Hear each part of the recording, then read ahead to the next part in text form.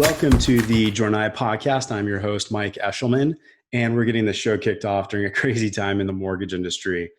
It's March. California is on complete lockdown. A lot of the country is on complete lockdown due to COVID-19. Everyone seems to be working remotely, and mortgage rates hit their lowest levels in, I don't even know how long I've seen. All time, I've seen 50 years. It's certainly been a roller coaster of a ride. Because those rates shot back up again due to capacity issues. Today, I have Scott Payne of SDP Solutions joining me. He's a longtime mortgage industry professional with an incredible resume. Scott, can you give some background on yourself, how you got started in mortgage, where you've worked, what you're doing today? I hear you're quite busy for sure. Hey, Mike. Yeah, for sure. It's been a crazy last couple of weeks and staying super busy for sure. But yeah, I started SDP Solutions. It's a really lead management consulting firm, if you will, to really help mortgage companies with how they manage leads, how they, a lot of great marketers out there that can drive really good leads. But at the end of the day, you've got to have good solutions in place and a good best practice kind of platform to manage those leads. And so started the business back in July. My history is I started as my career as a loan officer back at NationStar Mortgage back in 2004. I had worked at NationStar, went on to be a sales manager there, and then ultimately ran a sales marketing team where I was in charge of lead distribution, lead analytics, implemented Velocify back in 2011. Ultimately, I was at NationStar for 10 years and 1 week, to be exact, and left at that point to go work for Velocify, the lead management company. I started there as a business consultant for about a year, went on to be enterprise account manager. That's where you and I had met. I was your account manager at your old place. And so from there, went on to Home Captain for a year, really cool purchase platform, and then started my business here in July, again, lead management type consulting.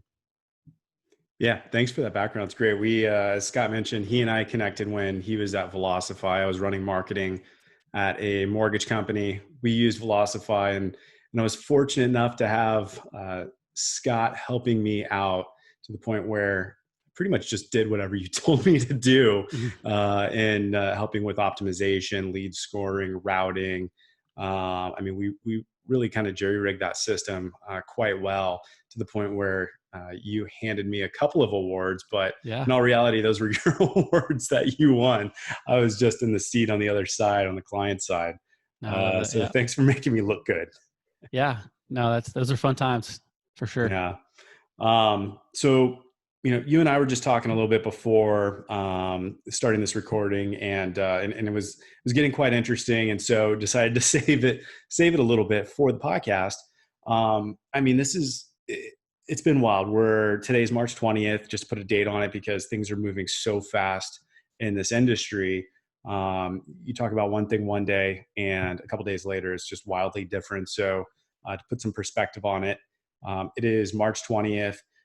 Rates dropped all the way down. There's a huge influx of new refinance business that came in to the point where it absolutely overwhelmed so many lenders, which seems like a fantastic problem to have because now you have to decide how to manage all these inbound leads.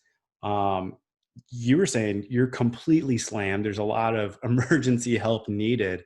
What's going on in your world? Give me some stories. What's happening out there?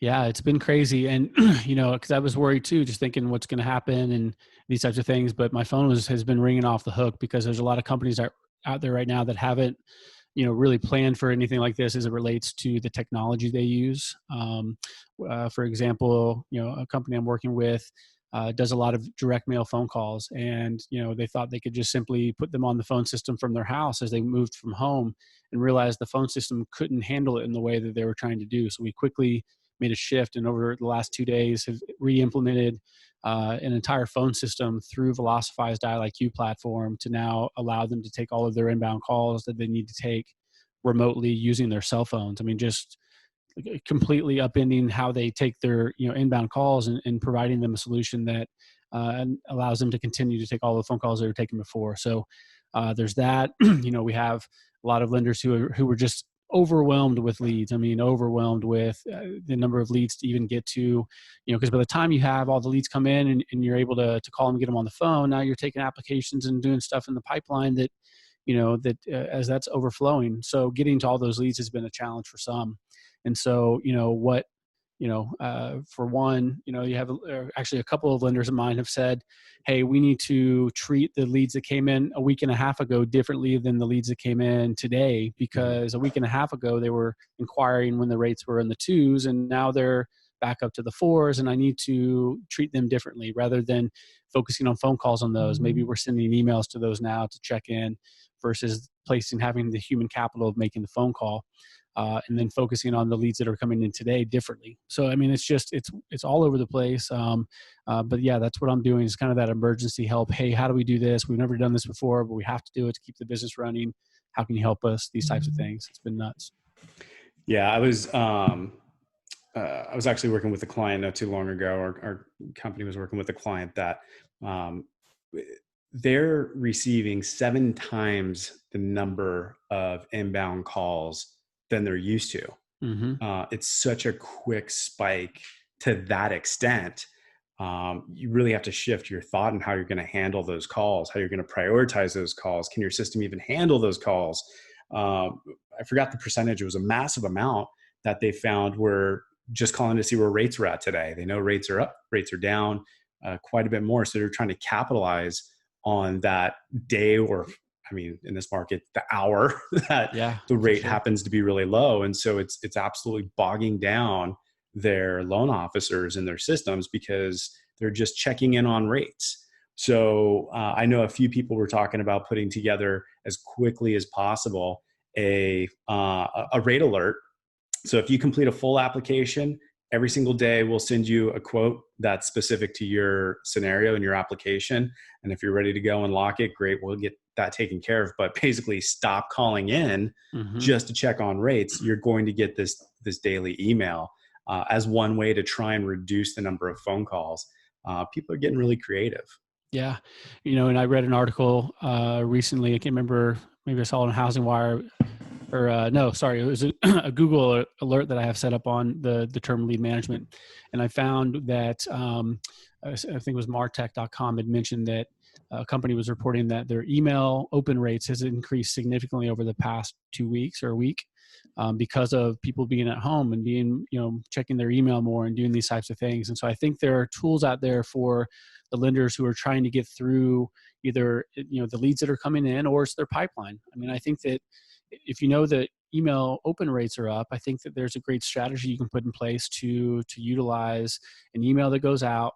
And maybe it's someone who's already in the pipeline, or maybe it's somebody who, is trying to get further down the funnel in the pipeline.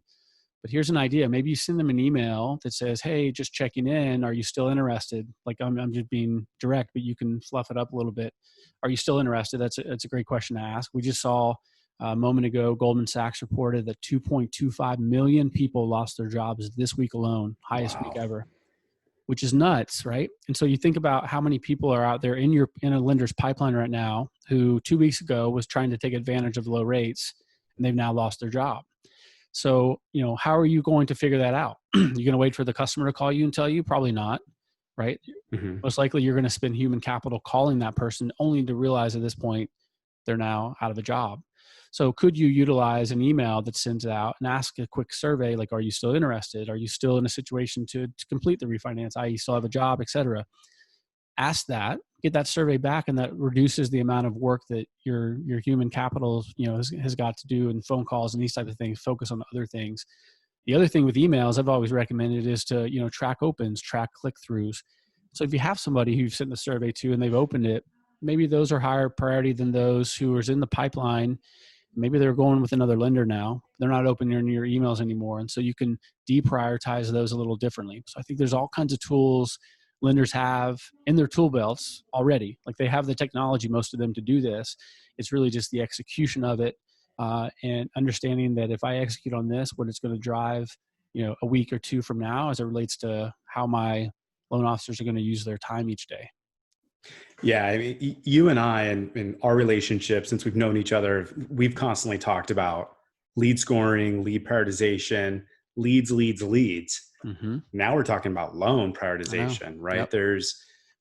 It's a different mind shift. Again, it's great that there's so much refi business going on. You're filling up pipelines, but understanding how to properly manage that pipeline, which loan to work on next. I mean, one thing that Jornaya does, for those that don't know, uh, we have the ability to monitor a database, whether it's leads, loans, past customers, current customers, monitor those and alert our client when we see that consumer bouncing around mortgage comparison sites and shopping around. I've heard some people, typically if you think about leads, you want to engage those that are bouncing around, because if they're looking at mortgage comparison sites, your engagement rate is going to be substantially higher. Sure. For mortgage servicers, you want to know who's shopping around and potentially at risk of leaving the portfolio. We've always kind of had this component, this small use case where the pipeline's getting monitored, because you want to know who's at risk of canceling on you and going with someone else while they're in the pipe. I mean, right now that use case has grown even larger, but also being used in a different way, meaning if that loan is 90% done and you start to see that consumer bounce around, hit the gas, get that loan done, funded, out the door, whatever you can do to finish that thing up. Yep. If it's at the beginning, that person's not as committed. So that one, actually, I heard lenders are actually deprioritizing people who are shopping around on them if it's so early stage, because there's just more important stuff to work on. And now what I'm hearing from you, and if I understand correctly, is, I mean, maybe even going in and seeing, is this person in the hospitality industry? Do they work for an airline? Right? That's someone you absolutely want to be reaching out to and seeing if they still have a job, because you don't want to continue spending human capital costs ordering services and working at that loan only to find out the day before funding, when you do a verification of employment, that they no longer work there. Yep. Yeah, for sure. Yeah. And a lot of that can be done in the survey, right? Or, even going back and looking at the data to understand what the 1003 may say. But, you don't want to, I wouldn't say you want to judge somebody, but I think that if you can utilize the technology you have to get that information from a customer in an easy way, right? They may not be available to take a phone call at the moment, but they can reply to an email survey, right? If you send it out to them, they can just do that on their phone real quick. So I think there's ways that are good, still customer service, customer friendly ways to be able to service that set of business. Now, you mentioned the lead part. I mean, that's something I talked about last week on a video on LinkedIn, was that, I'm really working with some lenders now and figuring out how to work not just leads, but loans, and how to, prioritize. Because if I've sat with loan officers for years. I know you have as well. I've been a loan officer. And I know that when if you go to the loan origination system, there's no system I've seen, at least, that prioritizes loans for them. Essentially, right, for a loan officer, right? Like, they have to go to a pipeline view. They have to run a report of some kind to find all of their applications or whatever it is they need to work. And there's a lot of thinking that gets wasted, a lot of time that gets wasted by them just thinking about what to do next. Like, literally, from working one loan in the pipeline to then stopping and have to figure out, okay, who's the next person for me to call? Could be anywhere from a minute to 5 minutes to 2 minutes. And if they do that 20 times a day, we're talking 2 hours of the day wasted literally just thinking. And so if you can find a way to prioritize those loans, the way that I've done it in Velocify, as an example, is when you have the status updates back from the LOS, use that to then write prioritization queues around loan statuses. And feed that up to the salesperson to be like, okay, you have 10 loans that need to be put in the pipeline. Here's the top 10 for you to do. And here's the order in which you should call 1, 2, 3. Then we get into things like lead score and all of these other things that we can start using on the loan, like use loan data to score that kind of pipeline loan, or that loan that needs to go in the pipeline. So now they're focused on the right loan at the right time, not just the right lead at the right time. And it's in conjunction with leads that need to be followed up with.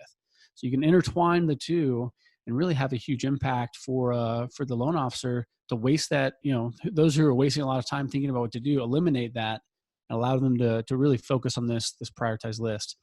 I mean, I was going back through some of the old white papers Velocify did on a study back called The Power of Prioritization.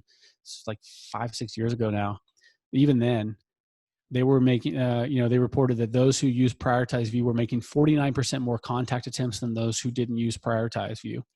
So I recently trained a lender they're making maybe 20 outbound calls per day right now. I said, listen, if you can get that up 49%, we do the math, we backed into the numbers.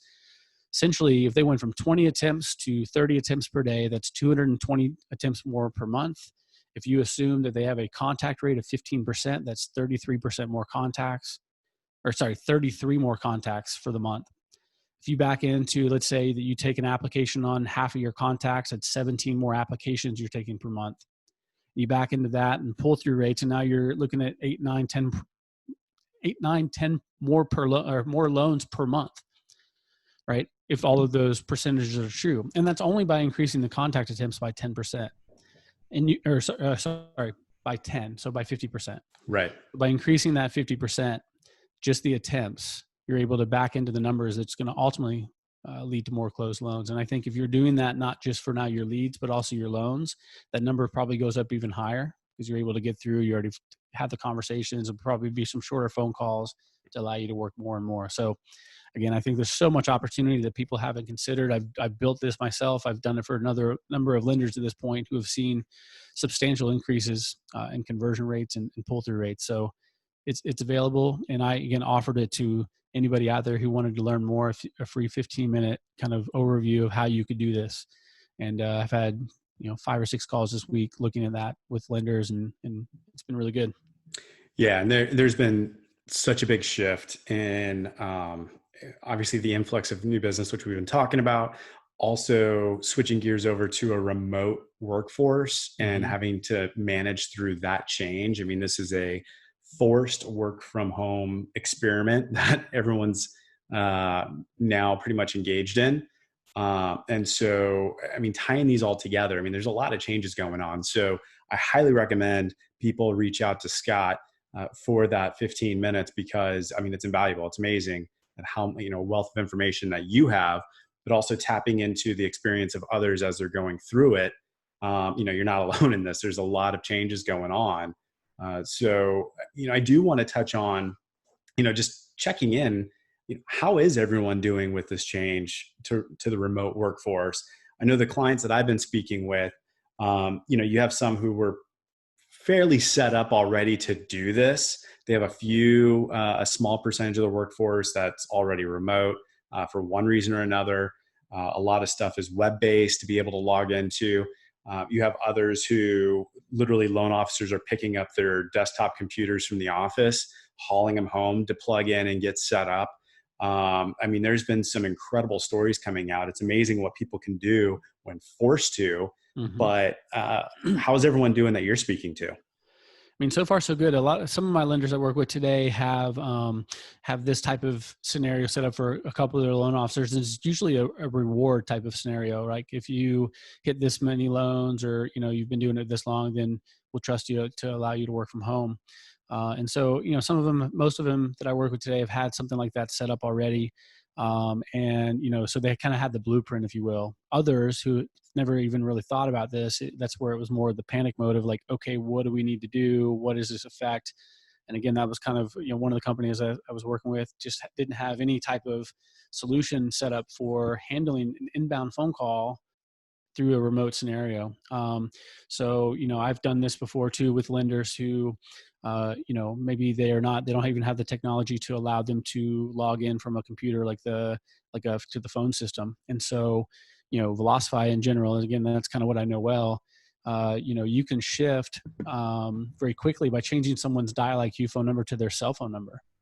And now they're able to take the phone call on their cell phone, and the benefit to the lender, because that's scary. You're like, oh, we're going to have a call on someone's cell phone. That I can understand the compliance people freaking out. But at the end of the day, in Velocify, you can also record the call. So if it's delivered through Velocify, you still have the recording of the call. You still have those things that are important, even though it was delivered to someone's cell phone.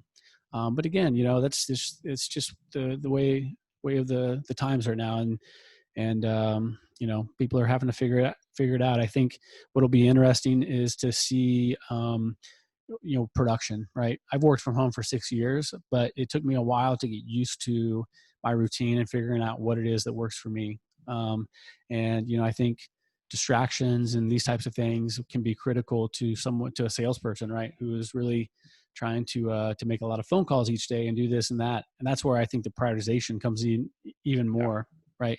If I have to stop and think about what I'm going to do next in my pipeline, there's a chance I'm going to look at my phone. I'm going to look around, my kid in the background, dog, whatever, and I'm going to get distracted. And so it'll be interesting to see some metrics that come out of this for some of these companies that have gone full remote.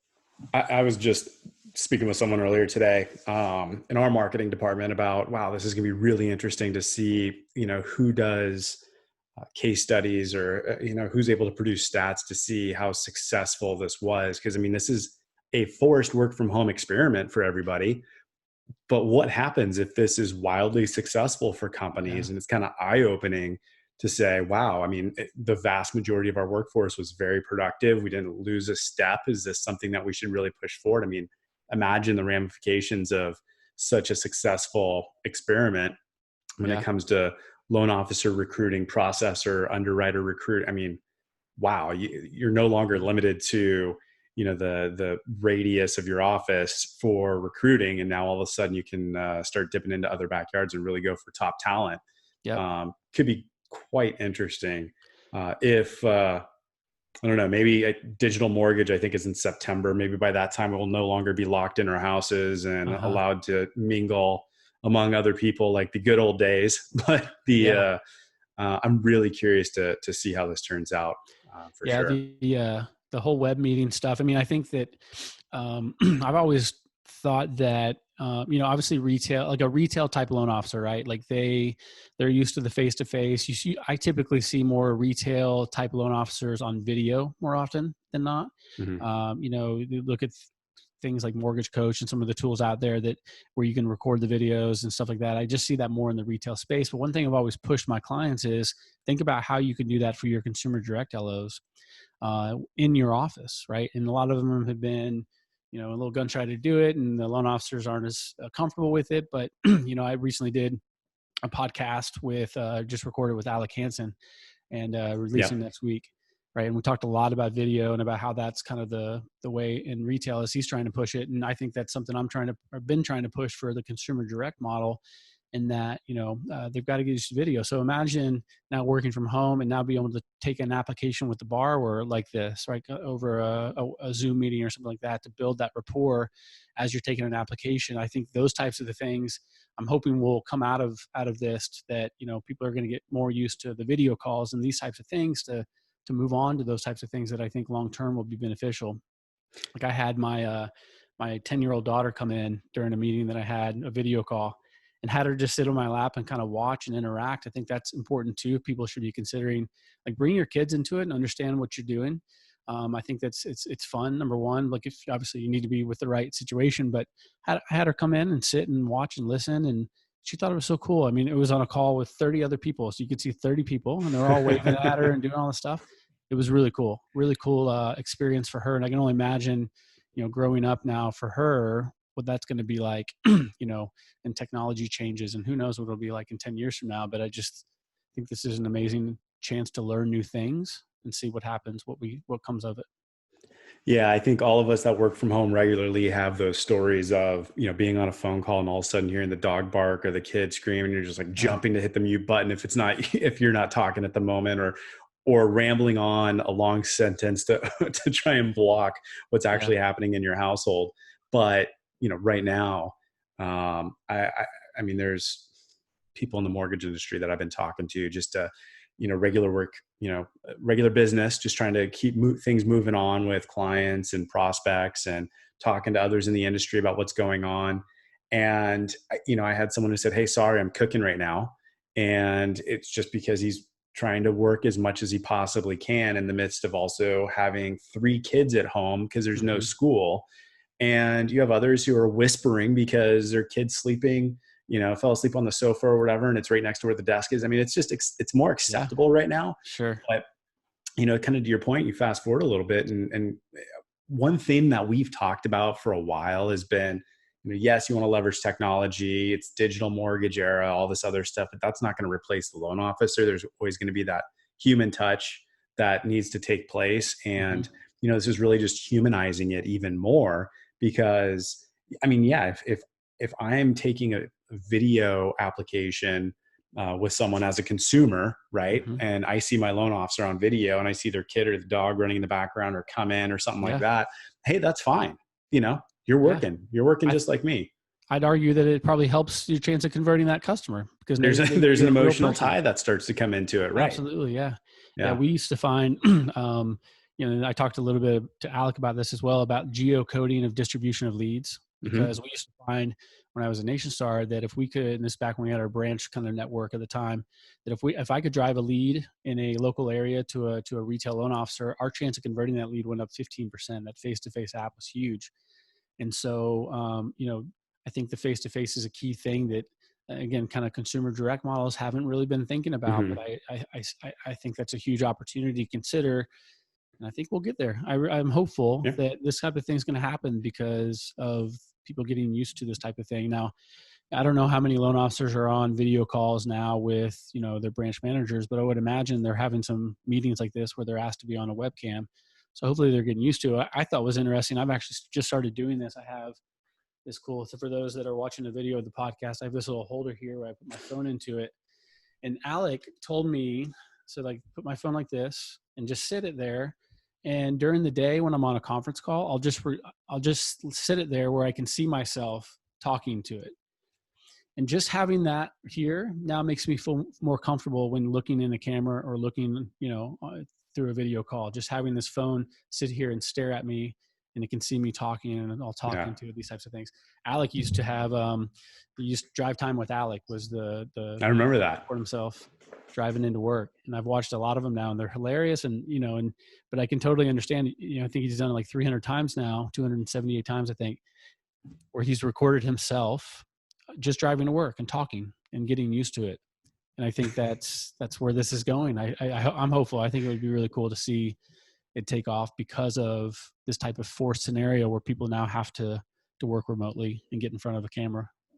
Yeah, and for those of you who don't know Alec Hansen, definitely recommend following him, connecting with him on LinkedIn. He's at Loan Depot. He puts out some great content. Big advocate for the loan officers and branding themselves. I agree. You have the branding from the loan officer, which a lot of people have talked about. To your point, this is forcing people to use Zoom or whichever video conferencing it is, because I'm sure teams are still having their daily huddles to get the day started or to cap off the day or just catch up on loans in the pipeline and what's going on. Might as well turn that video on yourself with your consumers and see how it works. I had a personal experience shopping for a mortgage. We'll get into that in another episode. But the piece that connected me most with the loan officer that I ultimately ended up choosing is her and I connected really well. She's been texting me, how's everything going? What's new with you? You guys getting safe? I mean, just that personal touch, we've already created that. I'm not walking away from a loan with her. Yep. There's a different level of connection there.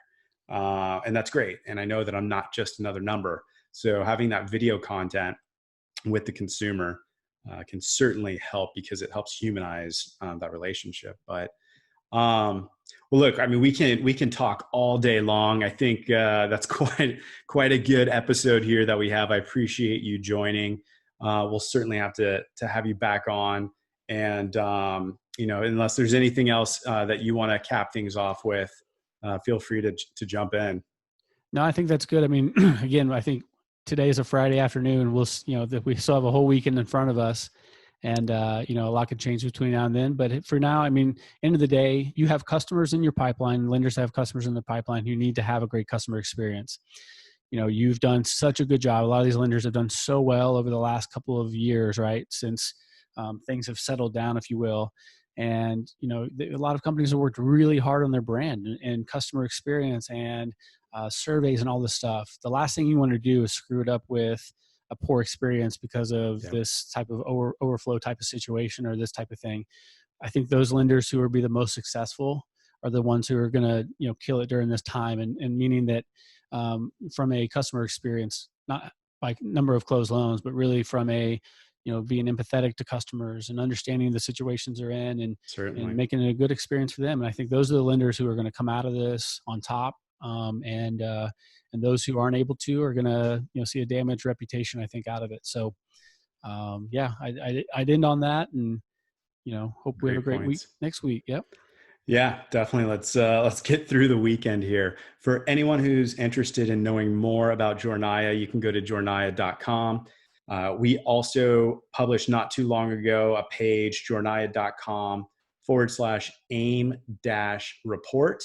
And what that can do is tell you how many of your customers are actively in market so you can reach out and engage with them on a very high level. It's a really cool report, really easy to work with. You just upload your contacts into that report and it'll kick out what percentage are shopping. Are they shopping for refinance, home purchase, home equity, reverse mortgage, other verticals we're in, such as insurance. So please go to jornaya.com/aim report. If you'd like to connect with me, LinkedIn is the best. Mike Eshelman. And Scott, where can they connect with you? Yeah, so LinkedIn's a great spot as well. I'm on LinkedIn quite a bit. However, I'd recommend people reach out to my website or go to my website. It's www.sdp-solutions.com. On there, I have all of my podcasts. So you'll see behind me, the Lead Management Masterminds podcast just released my 10th episode. Have a number 11 coming out next week. Congrats. Yeah, thanks. And anyway, so that's all on the website. You can listen to it there from the website. You can find the podcast on YouTube, on any of the major podcast sites. I also have a blog. I have upcoming speaking engagements. I also have a community that I built on Slack for administrators of different lead management systems. So if you're interested in that, get in there. There's some good talk back and forth around ideas and these types of things. So sdp-solutions.com is the place to go. LinkedIn's also great. Perfect. Sounds good. Thank you very much, Scott. And thank you everyone for giving it a listen.